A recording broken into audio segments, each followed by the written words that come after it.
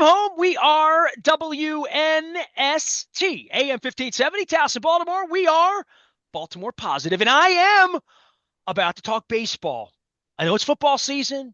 I know the Ravens are going to the Super Bowl. They're going to win, and it's Derek and Lamar and Derek, Josh and Lamar and Pat Mahomes and all that, but we still have a baseball team around here. And for most of the 2 decades that Luke and I have been doing this together, and the 4 decades that I've been doing this, or 3.5 at least on radio, they haven't been a whole lot of Januaries where I got to take a time out in the middle of Buffalo week or Pittsburgh week or Kansas City playoff weeks to be discussing baseball activity. But such is the life for the baseball team that has made the playoffs 2 years in a row and hasn't urinated a drop, as we would say. Much like Lamar's ring finger is nude, and this time of the year we measure these things. The Orioles trying to put together some semblance of pitching in the aftermath of the loss of Corbin Burns. Luke Jones takes a quick little timeout here to come in and say, bought some relief pitching. Mr. Rubenstein's spending money on things that, at least for this week, and I'll give him the benefit of the doubt, even though I don't have a press credential and you do, and that'll never not get brought up, especially now that Angelos is dead. They're trying harder.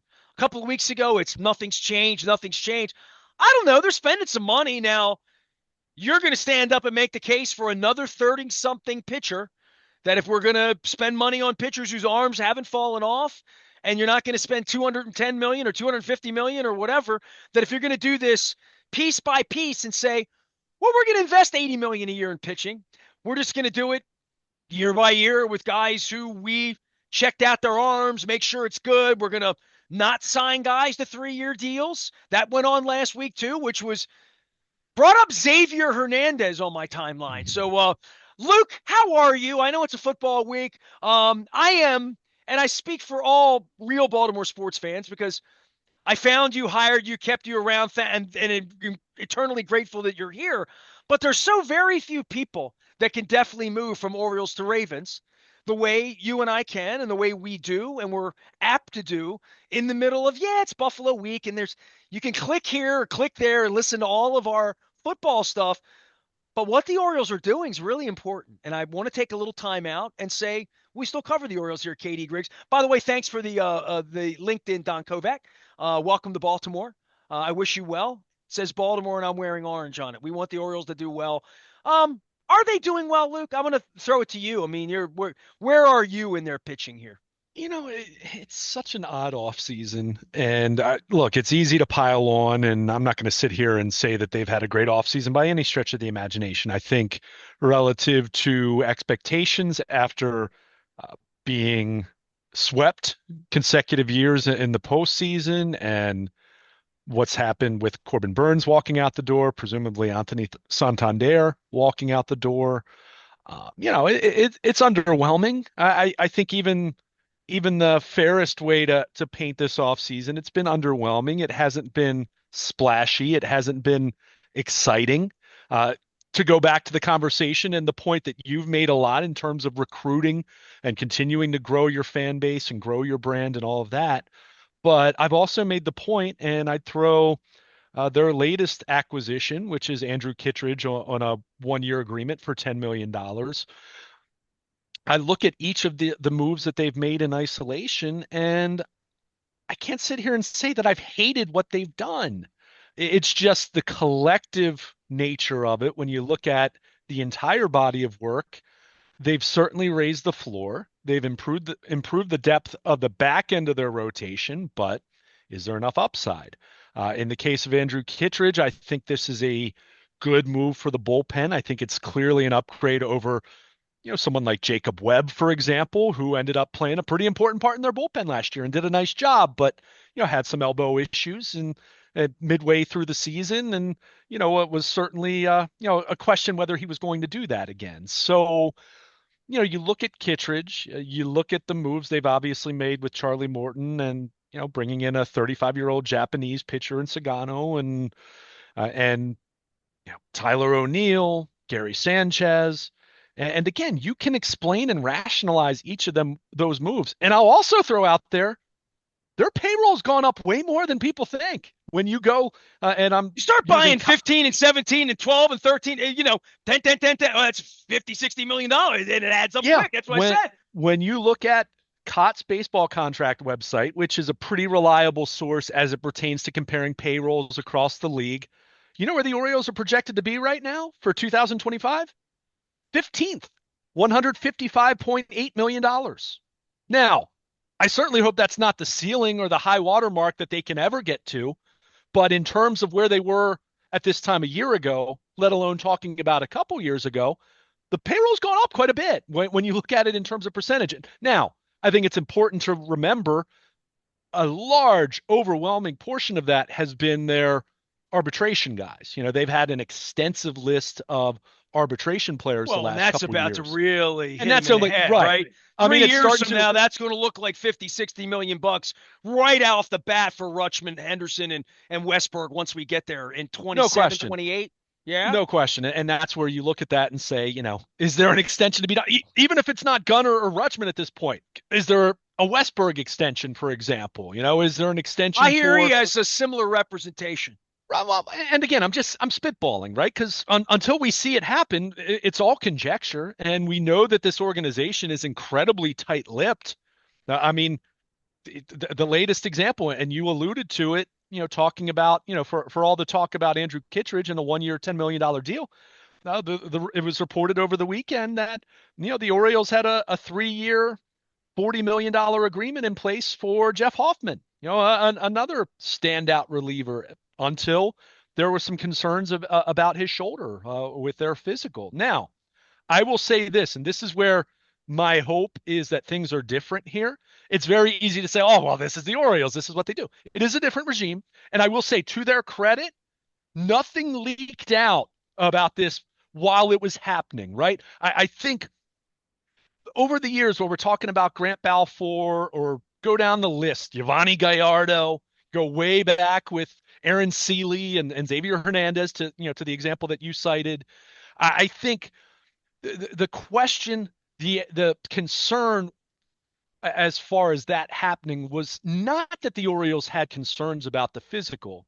It was that would then be used as a negotiating chip, especially if that leaks out then, because from the player and agent perspective, it's the thought of not only are you reneging on what wasn't, a signed contract, whenever it's a handshake agreement, it is a handshake, right? It's not ironclad. Pending physical means pending physical. Always, always, always. So that was never the issue as much as to me that it would get out there while that player's still in limbo, whether you're talking about with Baltimore or with another potential suitor. So in the case of Jeff Hoffman, he ends up getting a 3 year, $33 million deal with the Blue Jays. So, okay, is there some frustration on their end to think, okay, well, 1 in 40, but you still got 3 years, 33. It's not as though Jeff Hoffman had a 3 year, $40 million deal with the Orioles. The Orioles have concerns about it. It gets out to the media. Then teams start to perceive him differently, and suddenly he's settling for a 1 year deal. And that's what happened in some of these past instances that we saw. So that's where I'll give the Orioles the benefit of the doubt from that perspective. And then from the other perspective, in most of these cases that we've mentioned in the past, most of these pitchers ended up not necessarily looking great for a long period of Oh, the time. Balfour thing was like, right? Right. I mean, so there's been some Well, Xavier validation. Hernandez was the other way around. They got screwed on him. Yeah. Right. Peter had to pay him. The rest of these guys, Aaron Seeley was just bad vibes with his agent for the next 10 years.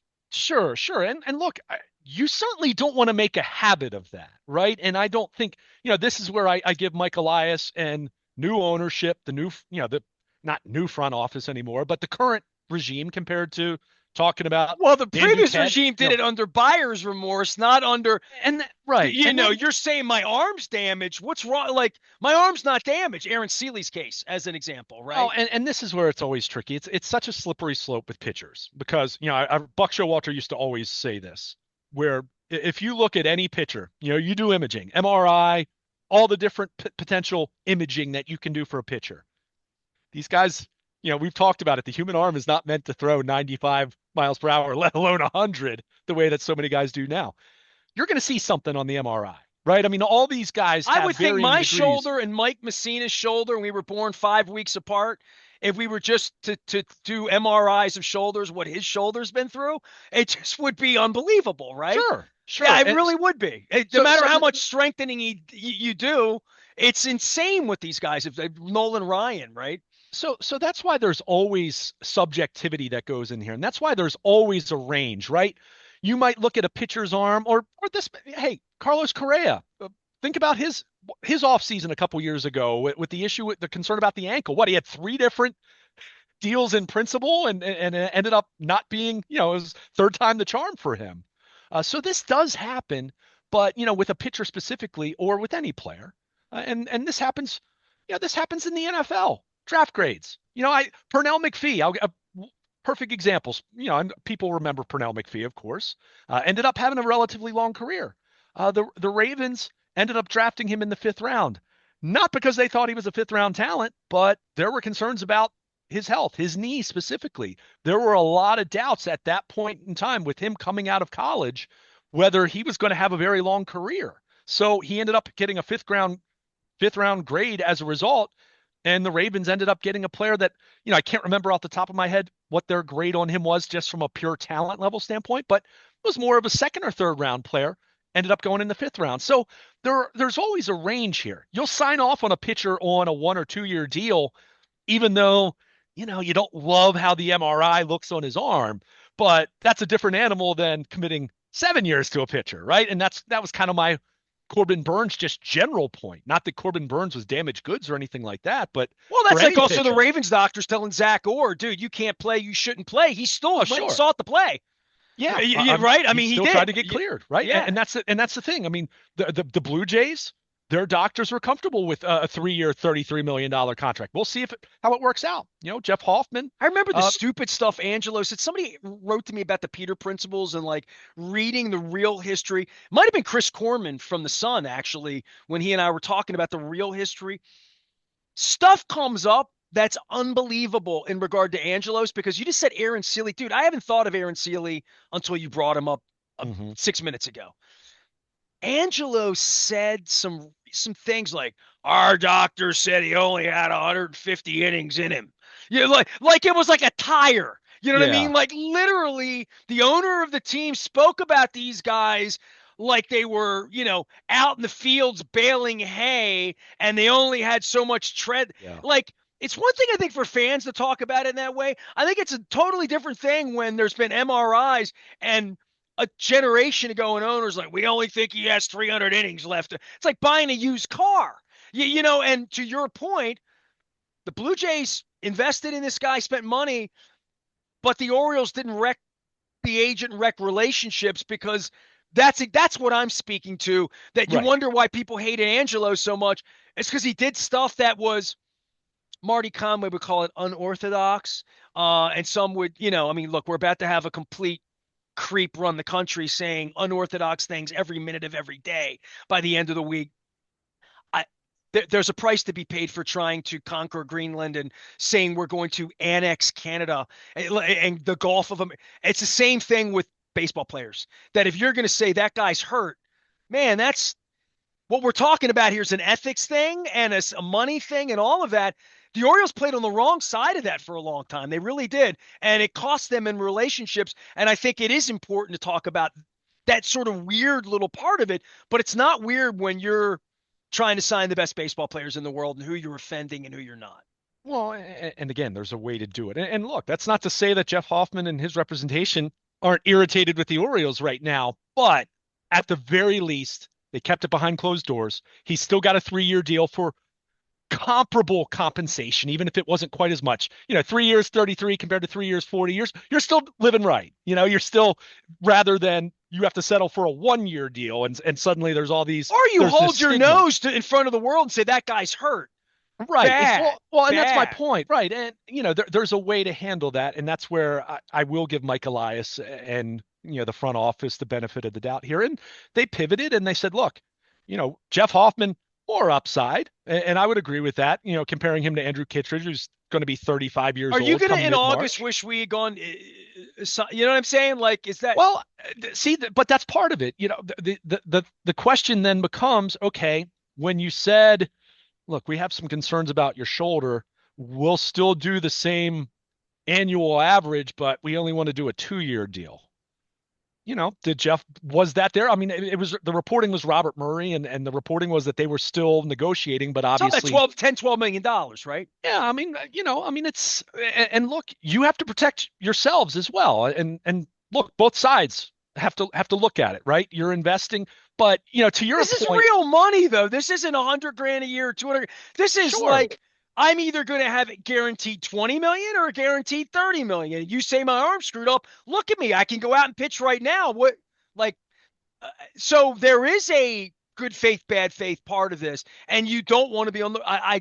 right. you just you But don't but want to it's be doing dirty poker in baseball. no question, but it's also not pass fail, right? It's not, well, you're either healthy or you're not. There's a wide range there. You can have, that was the point I made about looking at pitchers' elbows and shoulders on MRIs. You're going to see something. It's just a matter of, what does it look like? Is it, this guy's got some wear and tear, but there's no reason to think he can't hold up for a few more years. We might have him make a slight mechanical adjustment that our sports science people think could save some wear and tear on his arm or make him a little bit better, whatever. I mean, just like we talked about this a lot last year, getting close to right around this time when we found out about Kyle Bradish and his UCL sprain. And, I cited Aaron Nola had a UCL sprain early in his career with the Phillies, and he's still going strong years later. Masahiro Tanaka famously had a UCL injury and pitched with it for years. Now, probably impacted his velocity and probably impacted how he pitches. And Aaron Nola, if you look at how he pitches, considering he's been an all-star caliber, number 2 starter behind Zach Wheeler for the Phillies the last few years, he's not the guy that is max velo throwing 99. He throws, you know, still throws hard, but not in that same insane realm of velocity. And it might have something to do with that elbow injury he had earlier in his career. So, yeah, Well, it my certainly point. gives nerds like us a chance to sit here and talk about the bullpen in a way that, I mean, there's a real name and a real player that was ready to go, ready to Yeah, come, and that it won't be a part of this operation. And but they, it's a fork in the road, right? On this yellow brick road, orange brick road, I should say, to the Orioles trying to figure out their pitching after dealing for one that they had no intention of signing, but then really tried hard, wink, wink, nudge, nudge. But he wanted to go home, and now what are we going to do? Now what are we going to do? So they're doing what they're doing, and we're looking at it at the same time. You mentioned, I mean, Bradish was a year ago, like this week, right? That it Mhm. became situational that they needed to replace a guy that they felt like wasn't going to make it for all the reasons we talked about Tanaka, all that stuff last year. And then his arm fell off anyway in May and he Yeah. wasn't available to do what he needed to do. But we're stacked in our minor system. So we'll go get Eflin and we'll commit a lot of money to him. And they've committed a lot of money. I mean, Yeah. as I sit out on the outside, I got my number 2 pencil out, behind my ear, and I'm like 17, 10. I mean, Eflin was a commitment, right? So I'm not pissing on him about Burns. If he was on face value, Right. they didn't want him. It was a lot of money. They're trying to look like they wanted him, which in the end, that makes Camden Chat happy. And I, but there is a point where they have to go out and pitch. And that's where that's rubber meets the road with us. It's not about my feelings or Peter Angelos or, Mike Elias or how secretive they are or not, or even about their payroll. They have to go out and win, and they have to be built to win in October, as we talk about the Ravens this week being built. And I took my Derrick Henry jersey off to put my Curio orange jersey on here in a week when we were expecting to try to go to the Super Bowl, and they'll be judged this week.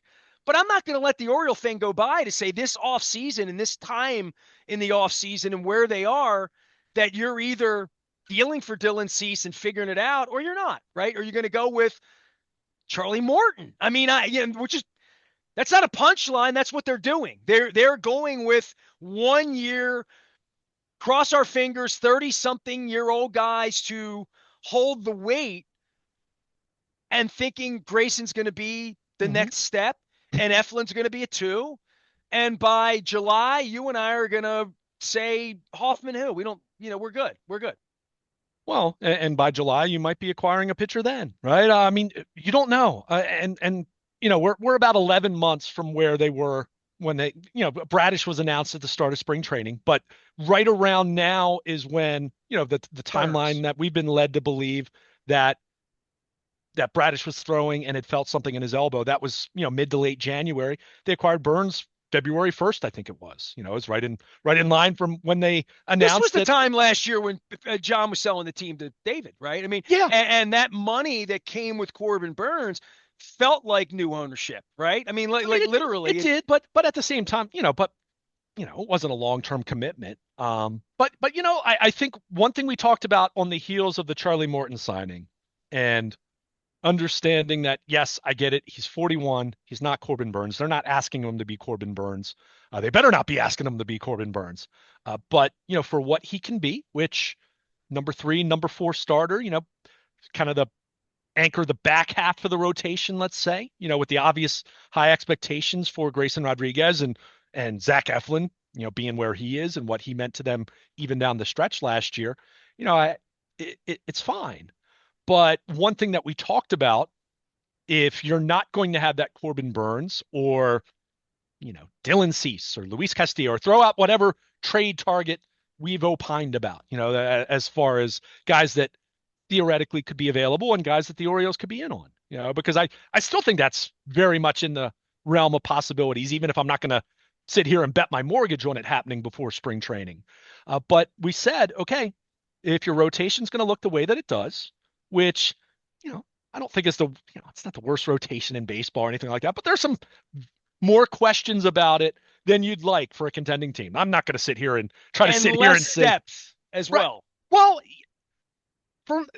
define what you mean by depth. If you're saying back end depth, I think they have some nice options. But if you're talking about top half of the rotation guys, yeah, that's where it's thin, no question about it. So, but the point I'm Anybody trying can roll out a whole bunch of 4s and 5s to try to get you 3 1/3 and give up 4 runs, and and you well, have enough offense to everyone slug it can, out. but I think everyone thinks they can, but it depends if you do. Point is, if you're going the route that they're going, and until we see, until we're sending out the WNST text alert about the Orioles acquiring Dylan Cease or Luis Castillo, this is what the rotation is at the moment.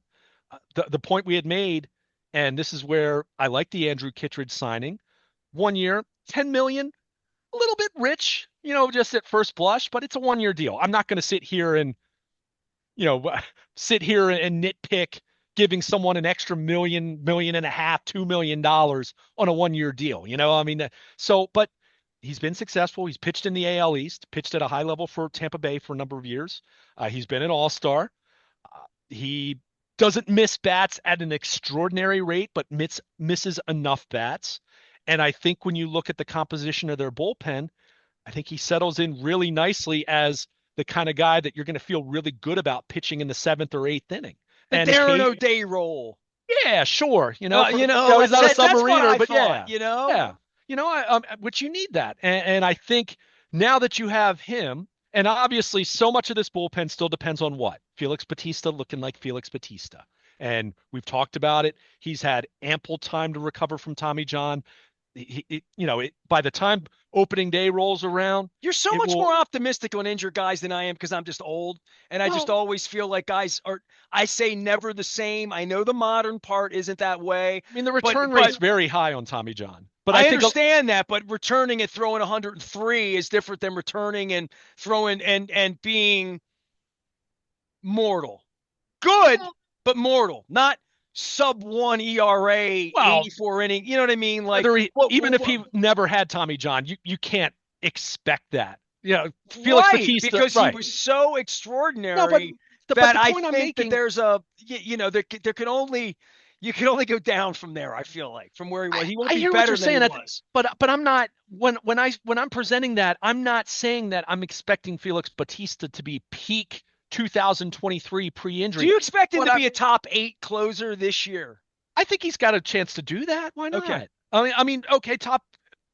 Let's expand it out to top half. I don't know what they're expecting. And again, I mean, I don't have a media pass. I don't talk to Mike Elias. Right. I wish I did for things like this to say, Like, what is their But expectation of him? Where does he slot in? Not as a might be, but as a must be for in their mind. Are they thinking he's a 55 inning guy, an eighth inning guy, not the ninth inning guy, right? Like we're gonna like, and maybe you'll get that out of them in spring training as yeah, it comes along or whatever. But as I sit here in January with a guy whose arm fell off a year and a half ago, and the surgery and all of that, he's not an is, and he's not Felix Batista. He's Felix maybe until, I mean, I didn't even put the name on his back of his jersey to think I'm getting what I got, and that was one of the things about Derrick Henry around here. Are we getting yeah. we getting too much? We getting the old, or what are we getting here? We always ask that with a hurt player. I'm much more skeptical than I am of any 41-year-old Morton or 34, because those guys were doing it 8 weeks ago at the level that, or 15 weeks ago at the level that needs to be done healthfully. And I know they have doctors in on him and all that. That's why I'm like, every time I bring it up, you bring it up, and the fans do too. Like, it's Stratomatic. He's just going to come back and be really good at whatever not that, but he's going to be normal. And I don't know that I ever feel that the guys are going to be normal. That's all. And Well, that's my age. I understand what you're saying. And look, let me be clear. That doesn't mean that I'm projecting that he's going to be the best reliever of the American League like he was 2 years ago before the injury. However, where I am more optimistic with him is he's going to be 17 months removed from Tommy John surgery on opening day. This is why when people were uttering the Hail Mary possibility of Batista pitching last October, I, I first of all, Mike Elias was adamant about it multiple times. No, that he's not pitching in October. No, he's not pitching in October. I saw him with my own eyes throw a bullpen. I think it was before game 2 against Kansas City, 4 hours before first pitch. He was out there throwing a bullpen, not because there were any designs on him pitching in the ALCS if they had advanced, but But he is because pain he free was and at that going through the point. zone. Correct. Yeah, Yes. Okay. exactly. So that's where I'm a little more optimistic on him than you are. That said, look, can you truly 100% pencil in any pitcher to stay healthy? Just knowing the overall climate of baseball, right? That's why you need depth, and that's why I like the Andrew Kittredge signing here, because I do look at the makeup of their bullpen right now.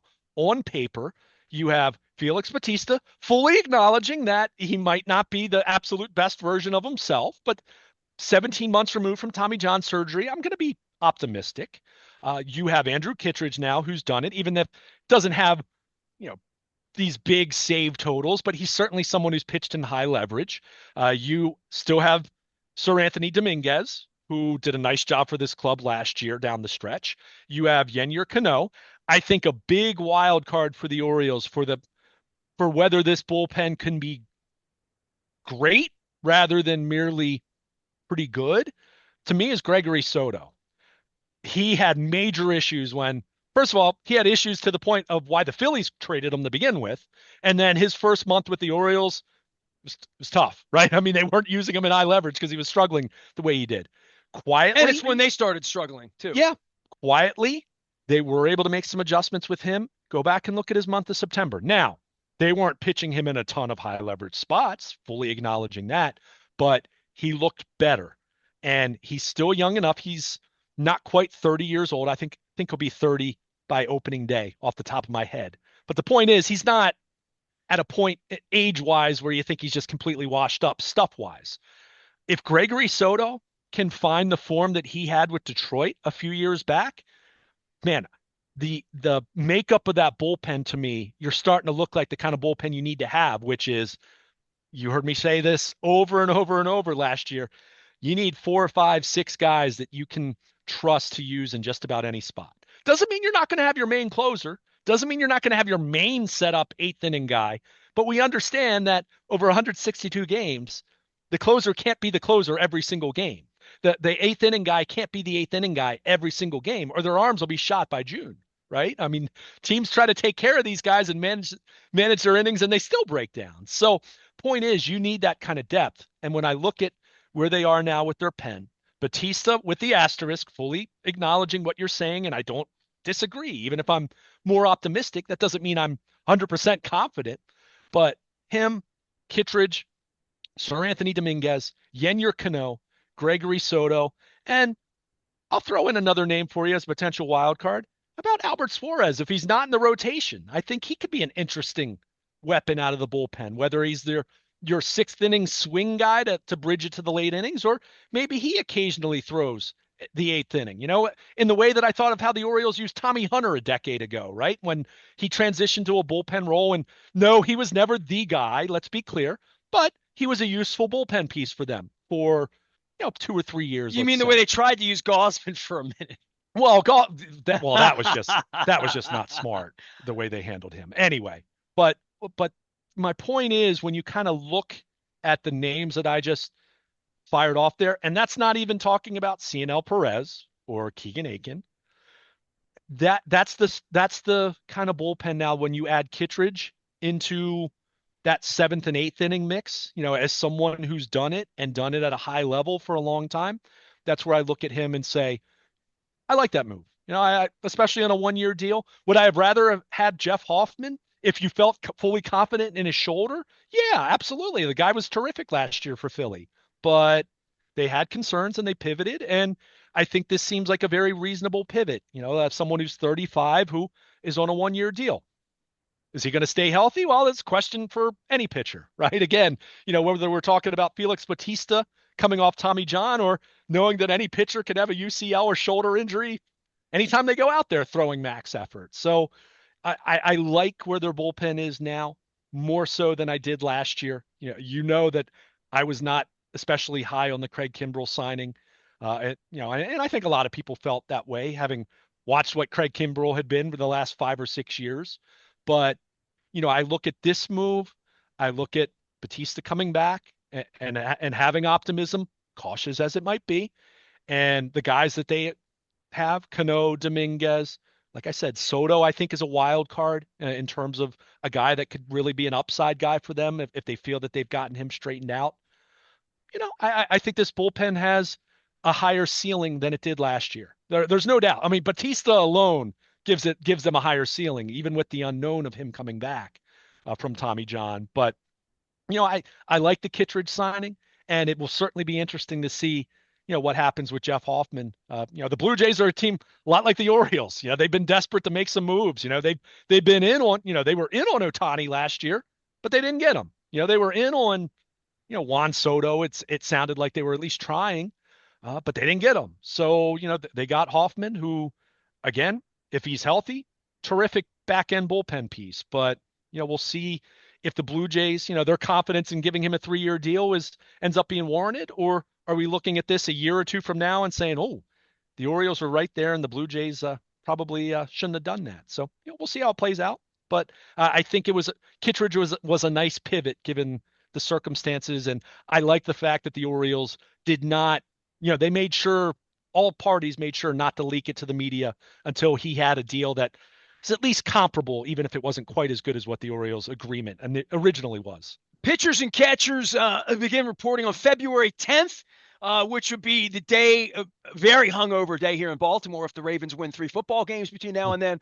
And it would be the day before the parade, which would be on February 11th. Lib's Grill, we were doing the Maryland Crab Cake Tour presented by the Maryland Lottery up there last week, and it snowed. And I said, and Nick's like, hey, we got to do it. You want to do it this, that? And I'm like, well, why don't we just do it the day after the parade? And we all agreed that the parade would be February 11th. So when King Henry, and I put my King Henry jersey down to put my Curio Wellness orange Orioles Baltimore sweater on here today for the Kittredge welcoming committee. But the 12th of February, we will be back in Harford County at Lib's Grill. All of it brought to you by our friends at the Maryland Lottery. It is the Maryland Crab Cake Tour. Word out on Sean Welsh, Jessica Toddles, Bob Cassilly, Mickey Coachella. I'm coming for all of y'all up there in North Bel Air, up by the community college. There's actually a Towson University campus up in Harford County. I didn't know that. Luke is here. He'll be here all week monitoring football and knockout games and Derrick Henry and Lamar Jackson and Josh Allen and all that. We have our flights booked for Kansas City. Barbecue. Arrowhead. Championship game. Is that revenge I taste? Who knows? He's Luke. I'm Nestor. A little baseball in here. It's still a football week. Football's coming on the other end, I promise.